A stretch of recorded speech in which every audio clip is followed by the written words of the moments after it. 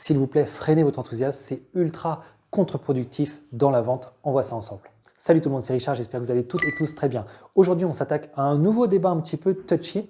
Est-ce qu'il faut être très enthousiaste en vente ou au contraire, est-ce qu'il faut maintenir son enthousiasme sous certains seuils? Mon avis sur la question, c'est plutôt la deuxième réponse et bien sûr, j'attends tous vos avis également en commentaire. Alors pourquoi je pense que on doit effectivement limiter son enthousiasme en clientèle? La première raison, c'est que on risque de passer pour quelqu'un d'un petit peu naïf, malheureusement. Et oui, vous arrivez, vous êtes vraiment plein d'enthousiasme, vous croyez à 2000% à votre produit, mais votre interlocuteur, eh bien, il a l'habitude de recevoir des commerciaux, il a l'habitude d'avoir des gens très expérimentés, très professionnels en face d'eux, et il peut interpréter votre enthousiasme comme oui, une forme d'innocence. Et oui, il va peut-être penser que vous venez d'arriver dans ce métier, dans ce secteur, et ce côté un petit peu candide risque de vous décrédibiliser assez rapidement à ses yeux. Donc voilà la première raison pour laquelle, à mon sens, il faut freiner un petit peu son enthousiasme, ce qui ne veut pas dire être complètement éteint, mais juste voilà, faire un juste milieu entre un trop fort enthousiasme et un côté trop sobre. La deuxième raison, c'est qu'un excès d'enthousiasme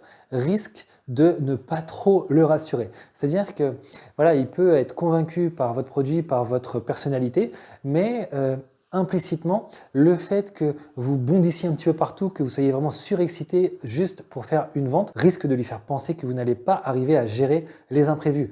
Et oui, une fois de plus, c'est une question de sérénité. S'il a l'impression que vous n'êtes pas très serein, s'il a l'impression que vous êtes un petit peu en vrac, un petit peu partout, eh bien, ça ne sera forcément pas très rassurant. Il va manquer de confiance en vous et là, à nouveau, ça peut avoir un véritable impact sur votre vente. Enfin, troisième point, là, au stade de la négociation, eh bien, là encore, si vous faites preuve de beaucoup d'enthousiasme lorsque vous sentez que vous allez obtenir la vente, eh bien, ça envoie de très mauvais signaux à l'acheteur.